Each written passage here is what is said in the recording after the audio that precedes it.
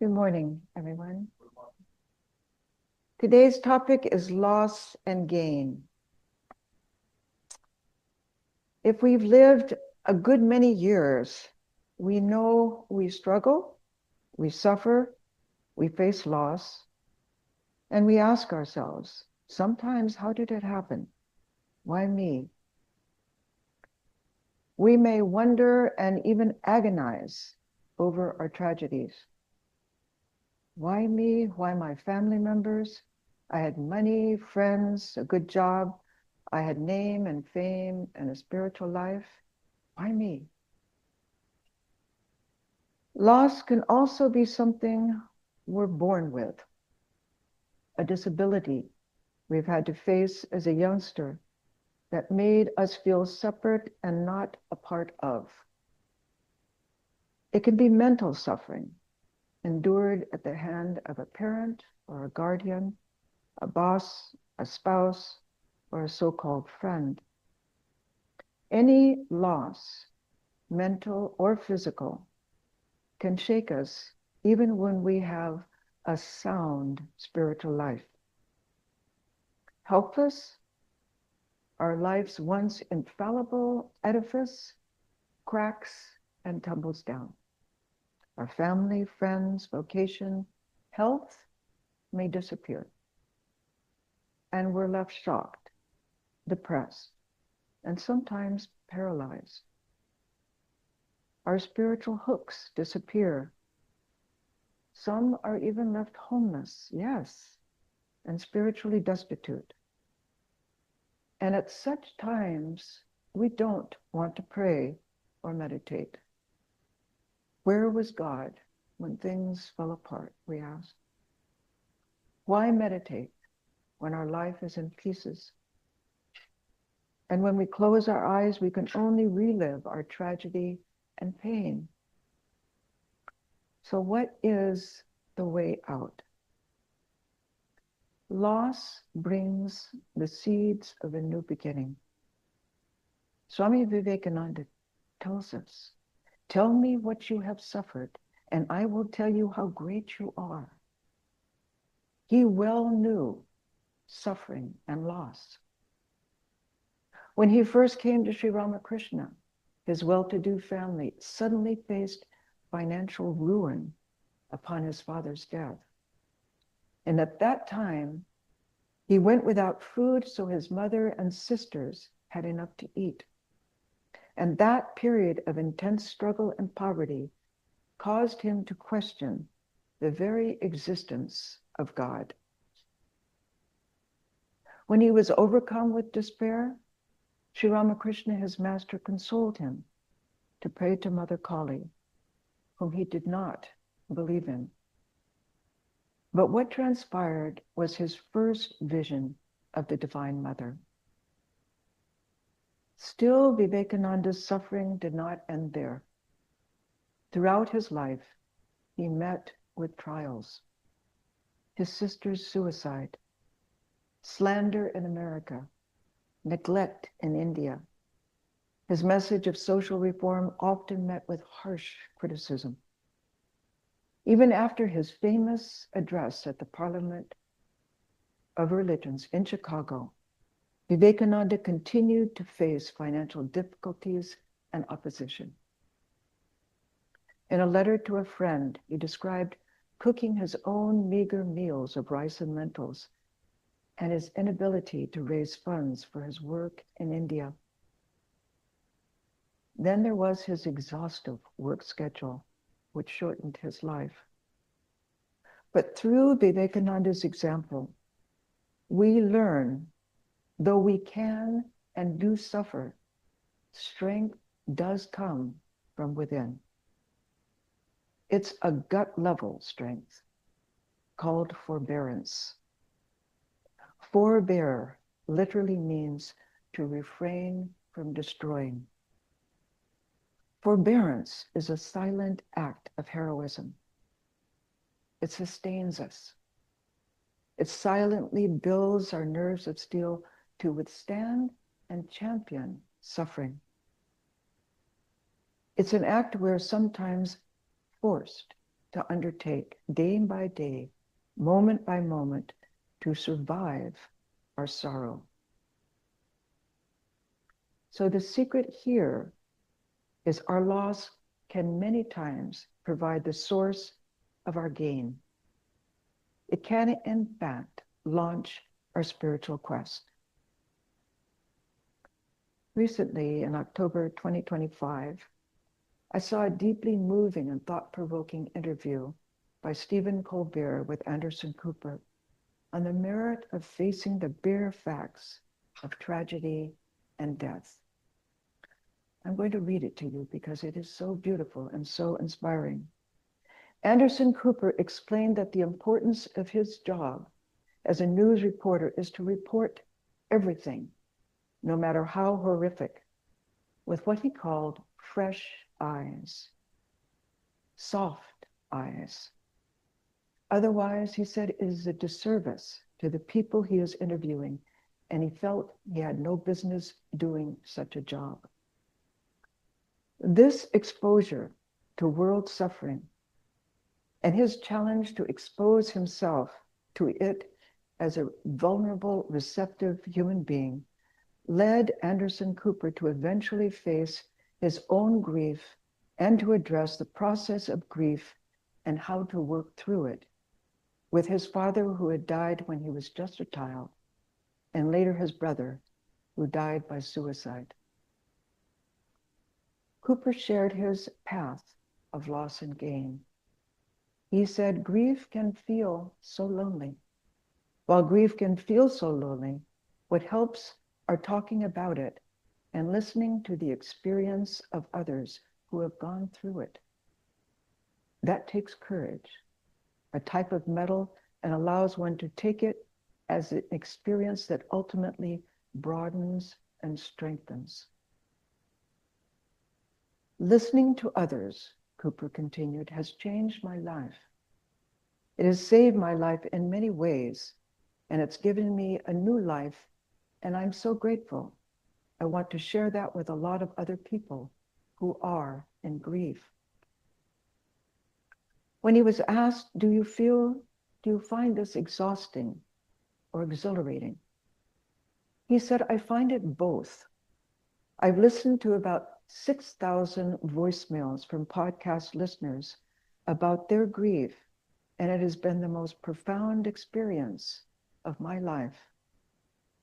I routinely call up people who have sent me direct messages, he said, and I speak to them on the phone.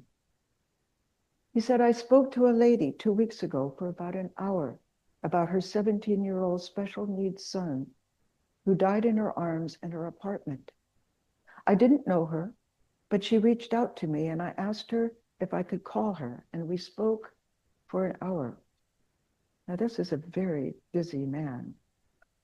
Cooper explained, these are the most real conversations you can possibly have. It's wonderful when people come up to you and say, and you can say, I listened to your podcast and my child just died, or my dad just died. What Andrew Garfield said on the podcast, that's the wound that is the only route to the gift. Or you, talking to Stephen Colbert, who said it was learning to love the gift that you wished had never happened. Cooper reflected, that blew my mind. I didn't allow myself to grieve as a kid. I was so overwhelmed when my dad died, and then my brother died by suicide, that I shut down, and I lived for 40 years without allowing myself to feel the pain, the grief. But the irony is that by not allowing myself to feel the pain of this, I also didn't allow myself to feel joy, true joy, because you cannot have the one without the other. And it's only now in the last 2 years that by feeling this grief and this sadness, that I'm able to feel joy. And, he admitted, I have a lot to feel joy about. So it's the greatest gift. And you, meaning Stephen Colbert, kind of gave it to me early on. And the incredible thing is that you can still have a relationship with someone who has just died. I have a relationship with my dad, he explained. That's extraordinary. And I know him better now than I ever knew him when he was alive and I was a little kid. I feel my dad. I feel him. Forbearance. It functions by turning loss into gain. That is its meaning. It's not a commodity. It's not a measure. It works behind the scenes. Sudhira is a disciple of Swami Pravrajika and a longtime devotee. She was a nurse. And she was depressed over the hospital mishaps that occurred on her watch, how patients then suffered. And one day, Swami Prabhupada instructed her, people have a right to their pain and suffering. Don't try to remove it. Sustain and comfort. In other words, our karma is, so to speak, written on our foreheads. We come into this life with karmas from this life, not to speak of past lives. So it's important to remember there's no bandage for suffering. Instead, it can reconfigure the nature of reality. The spiritual relevance of forbearance is it brings us a larger picture of reality. Shankara's Vedanta worldview reveals to us reality with a capital R beneath this surface life. Swami Vivekananda said, "Ye, the almighty cause of this universe, are seeking your reflections in little mud puddles." He was talking to us. Trapped in our psychophysical cage, we are free, though we think we are bound. Our nature is pure consciousness, but we think we are the body. So we read the law of karma, the doctrine of automatic and absolute justice, until one day we wake up and cast off our bonds. So suffering is a karmic system of corrections. It frees us. It actually frees us from the law of karma. How can we possibly assess anyone's spiritual prowess by their suffering? We cannot. Without spiritual insight, we see outside suffering, not the inner transformation. An aspirant may be a very good person, yet may suffer unbearable pain before death. Why, we may ask. It may be said to be the final burning of karma before the aspirant's moksha. Jack Mershon, a Hollywood and Santa Barbara devotee, was once that person. In his youth, he led a very fast and wayward life before he came into Vedanta. And as a devotee, he struggled and struggled with alcoholism. In his old age, he had unbearable back pain and was finally confined to a hospital chair 24/7 in his home. But in his final year, he was moved to the hospital. And towards the end, he asked that a photo of his chosen ideal be placed near his chair. And he would talk to the photo. Then he learned that the photo talked back. So in his hospital room, the nurse came to clean his room. And he told her, "Don't remove my picture. He has come to take me." She returned the photo and went into the bathroom. And when she returned, he was gone. And she said to us, I didn't realize he meant so soon. There is no way but to forbear. And that comes from the grace of our own mind. And it manifests the power from within. Suffering then becomes a great teacher. It turns us inward to our inner life, which can become a vast sanctuary. We don't search for answers when we're content. Life's challenges test our mettle and push us beyond ourselves. Kesha Gotami was an indigent woman in Buddha's lifetime. She was ridiculed, abused. Her condition was helpless.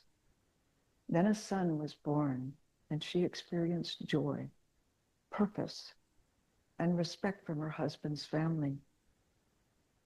But her joy ended when her child died, and she became deranged with grief.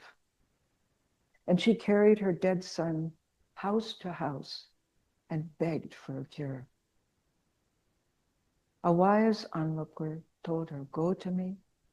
Only Tathagata has the antidote to death. Go to him. In desperation, Gotami went to the Buddha. Buddha saw her, and he saw that she was on the verge of a spiritual awakening. He said to her, to restore your son's life, find a house where no one has ever died, and from that house, procure tiny grains of mustard seeds. Gotami went from door to door in her futile quest. No household had escaped the hands of death. And that struck her deeply. All things are impermanent. Gotami then cremated her son, and she went on to become Buddha's disciple. Empathy for others frees us from our own suffering. We're not evading pain, we're boldly facing it, accepting it, understanding it as an irrevocable fact of life. Suffering, in fact, connects us to our fellow beings, and that is when compassion awakens within us. The little self dissolves in feeling for others, and a larger self emerges. We feel a sense of oneness with all. And that is the beginning of spiritual life. Suffering sometimes is the only impetus that forces us to renounce old patterns of behavior, thought processes that no longer work for us. Bill Moyers, in his TV interview with Pema Chodron, an American-born Tibetan Buddhist, asked what inspired her spiritual journey. And she said the moment her husband asked her for a divorce. Enraged by his infidelity, she picked up a stone and threw it at him. And it took her 3 to 5 years to recover from the shock of losing her husband. She went through a period of utter groundlessness, a dark, dark period. And there she discovered the creative power of negativity.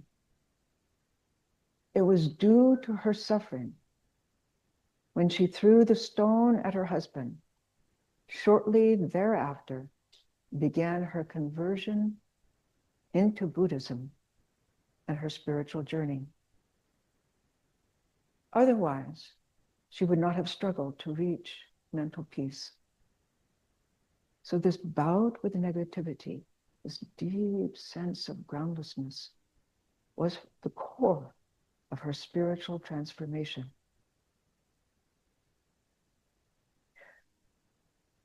We ignore spiritual well-wishers who advise us to get over this, get over our pain or our resentments. In doing so, we suppress a natural period of grief and sorrow, a gestation period for spiritual creativity to take root. Girish Ghosh, disciple of Sri Ramakrishna, became ill and he lost his faith. The other disciples, the direct disciples of Ramakrishna, could not advise him. Swami Brahmananda, the first president of the Ramakrishna order and the spiritual son of Ramakrishna, went to him. He said, he asked me how I felt, Girish said, and I described the dryness and lack of devotion from which I was suffering. Swami Brahmananda listened attentively. Then he laughed aloud and said, why worry about it? He asked me. The waves of the ocean rise high, then they go down again, and again they rise. The mind is like that. But please do not be troubled. Your present mood is due to the fact that you are about to rise to a much higher level of spirituality. The wave of the mind is gathering strength. Girish said, when he left me, all the dryness in my heart had gone.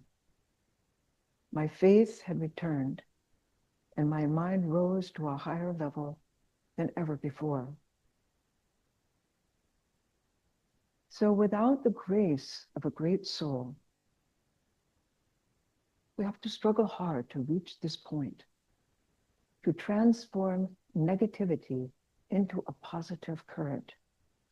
That requires spiritual jujitsu and day-to-day practice. By hook or by crook, we must unhook the mind from destructive patterns. Otherwise, negativity, unresolved depression, anger, bitterness escalate and implode upon our mental, physical, and spiritual health. For a victim of tragedy, overloaded with shock and grief, it's best to keep recovery simple.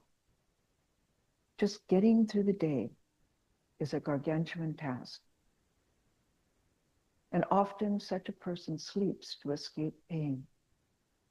So we must begin where we are, with a balanced routine, not beyond our capacity. The secret of success is repeated practice.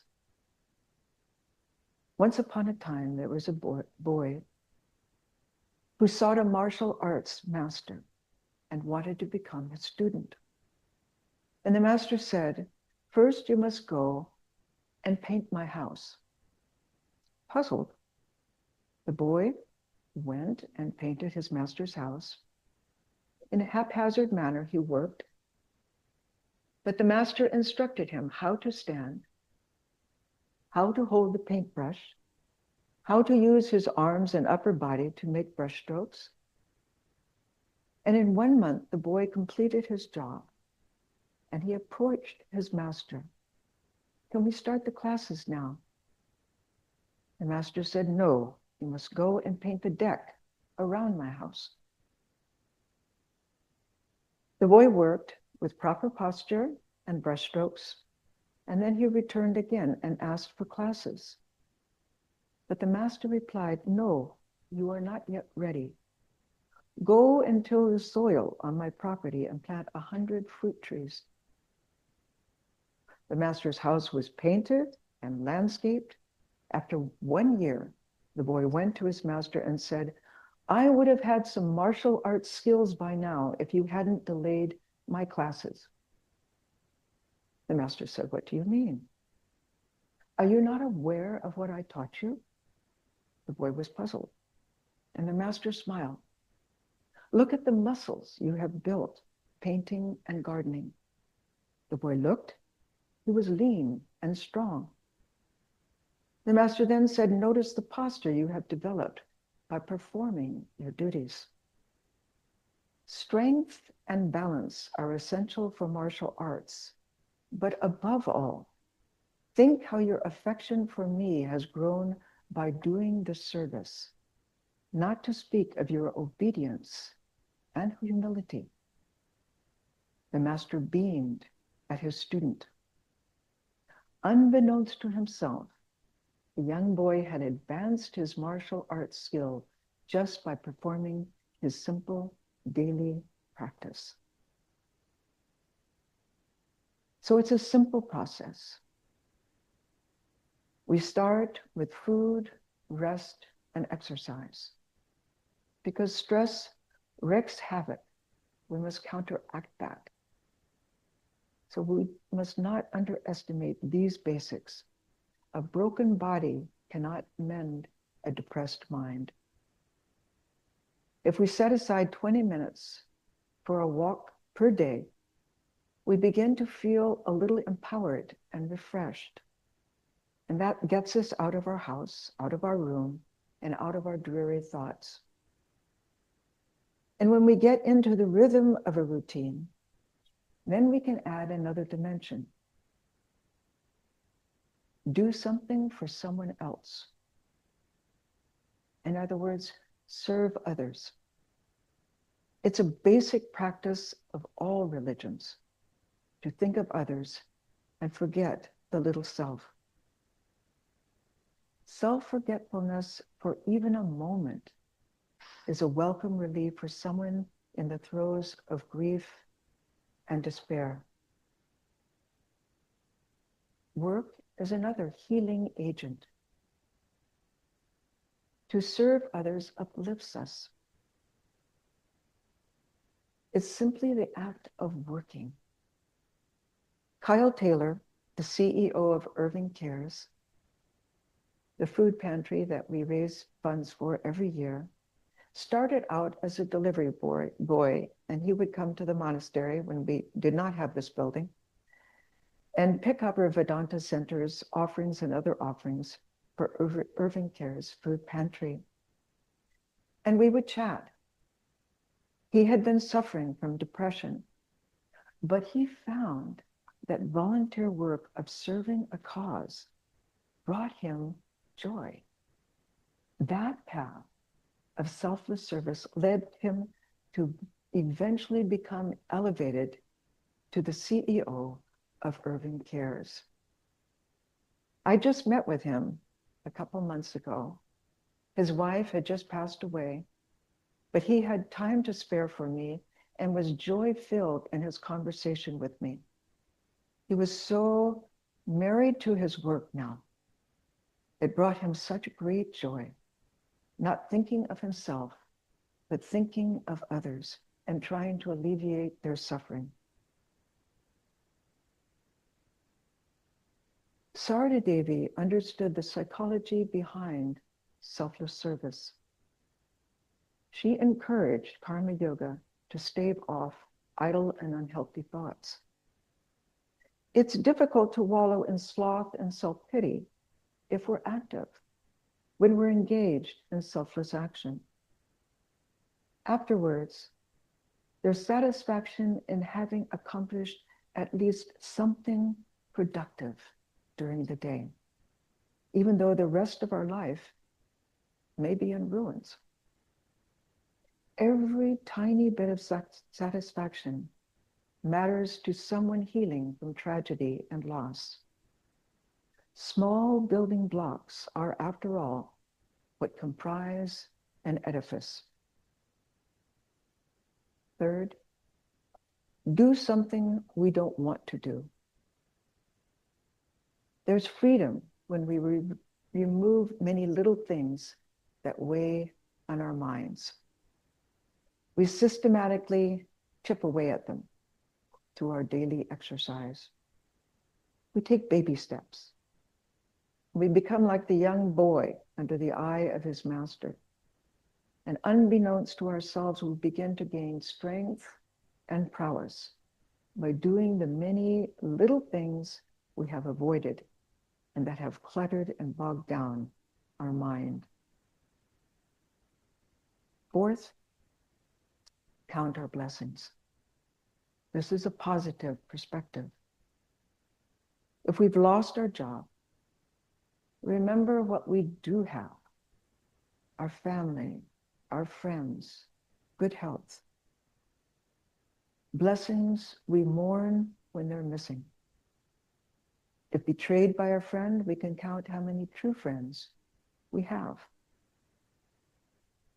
Swami Sheshananda, disciple of Sri Sarada Devi and former head of the Portland Vedanta Center, once told a devotee, "Don't look to the fallen fruits. Always look to the fruits that remain on the tree." So balance is the secret of success. It nourishes our physical, mental, and spiritual bodies. It offsets our self-centered thoughts when we do something for someone else. It takes more effort to resist the voice that nags us to complete the neglected task than to comply with it. Our teachers explain when we finish even one such simple task, our mind feels freer. Relief comes. It's like sweeping our mind clean of all its musty cobwebs. There are other remedies. Be ready to face the root, the core of our suffering. We can actually meditate upon pain itself and try to see pain as a teacher. A third method is of calming the mind, to sit at attention and watch the mind. When negativity appears, bring the mind back to a neutral stance of remaining as the witness to the mind. The restless mind, the pained mind, then loses its hold over us because we know we are not the mind. We are the observer of the mind. Other recipes of constructive thought are the practice of the presence of God, to invoke the presence of the chosen ideal through prayer or through the mantra. And when we do this, we try to feel the mind is bathed in a luminous presence and hold the mind there for some minutes and direct the light of that luminous presence onto the area of our pain. If necessary, relive our tragedy, the details leading up to it, and its aftermath, all the time holding the searchlight steady. We must pay then attention to the reactions of the body and the mind. To be the witness, stand back and allow our pain to teach us. We can direct the light of our chosen ideal to the area of the pain and discover how pain sought out our human impediments, how it was able to attach itself to them.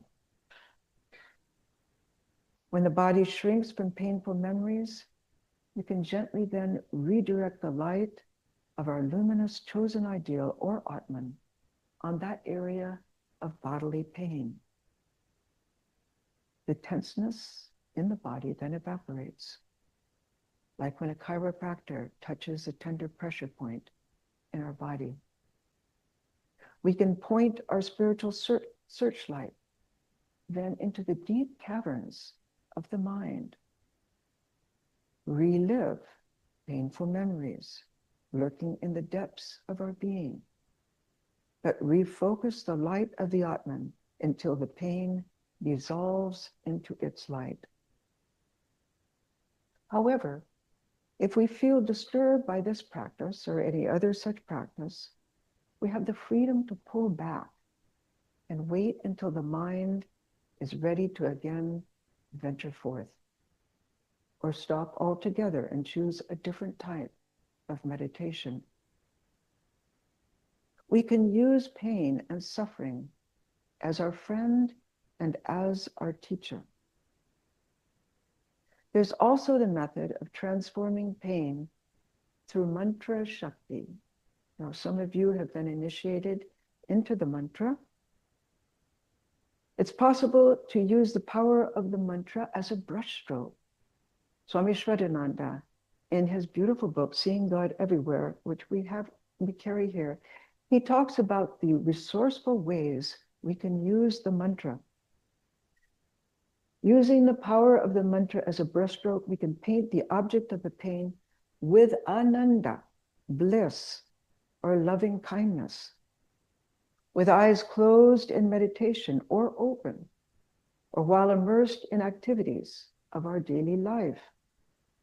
Whenever pain enters the mind, we can use our spiritual imagination and bring the mantra forward, project it into the object of pain. And this process neutralizes destructive emotions throughout the day. With one stroke, you can transform pain and renew the mind. With repeated practice, this technique can eventually reconfigure the way we see ourselves, others, and the world. Or we can assume the standpoint, the spiritual perspective of a jnani, and try to live as though we are already illumined. Try to live and breathe the Vedanta worldview. Everything, including the object of pain, is merely a dream. A bad dream, yes, but still only a dream. It vanishes when we wake up from our sleep of ignorance. Such a stance diminishes the effect of this world illusion. It calls forth the background consciousness upon which this world rests. Its essence, Satchidananda. It's neither suppression nor repression of pain. It's not a practice of denial. Jnana Yoga is based on affirmation of what the reality truly is. Brahman alone is. And so it's an intense method of dehypnotization. So why do great teachers urge us to live as though we are already illumined? Simply living the truth as it is here and now. That is why such a practice is so fruitful. And when pain is at our back, our practice becomes more intense and more fruitful. Success was brought home to me by a true story of a middle-aged woman devotee in Santa Barbara, whom we all knew in the convent. Her name was Arati. She was a disciple of Swami Swahananda. She came to the convent one evening when we were having an evening class with the Swami. She, along with other single women, lived across the street in a house for single women, devotees, who wanted to live a monastic type of life while still holding down a job and caring for their family.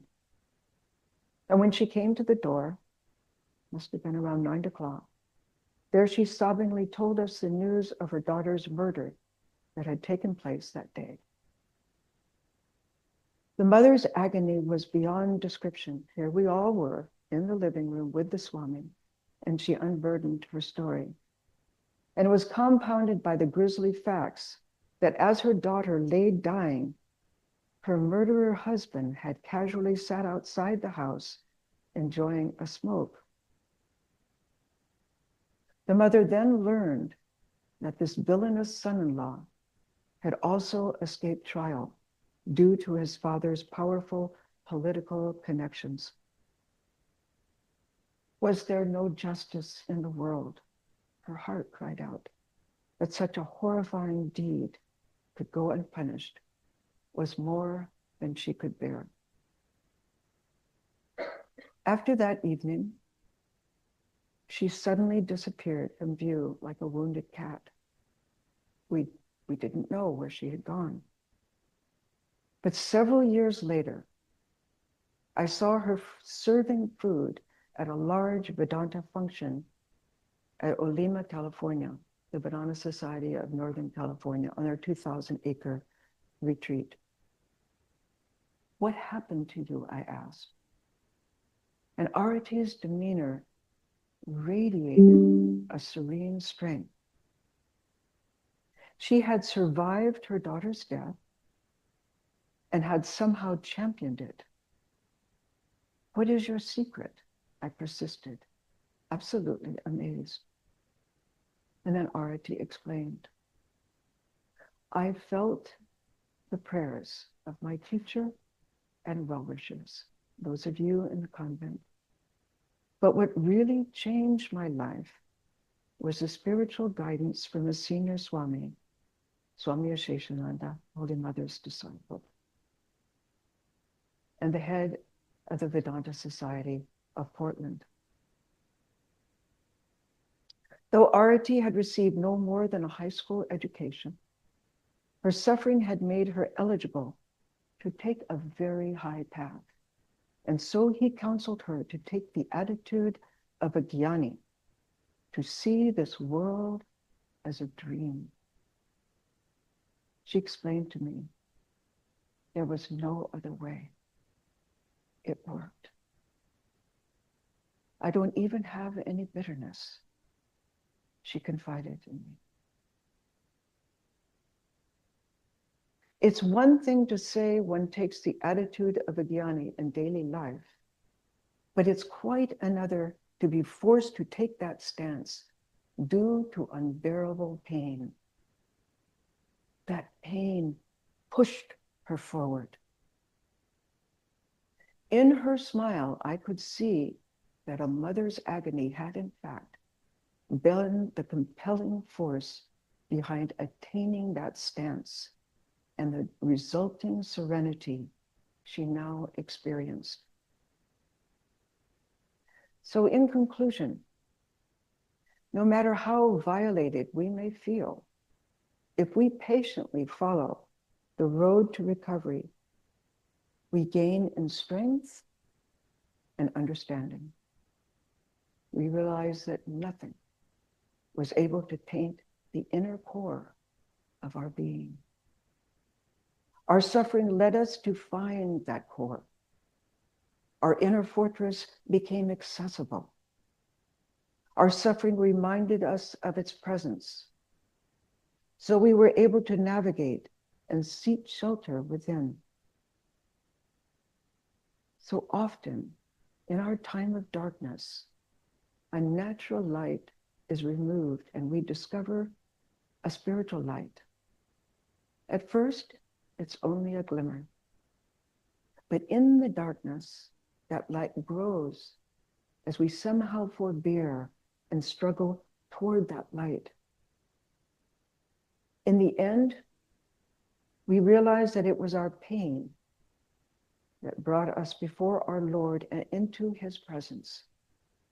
It was pain that revealed the light of the Atman.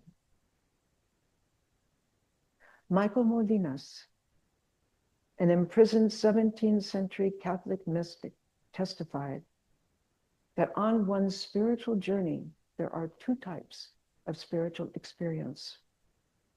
He said one is tender, delightful, and loving. The other can be quite obscure, dark, and desolate. He said God gives us this first one to gain us. He gives us the second to purify us. This latter experience is the path of forbearance. This is a story of loss and gain.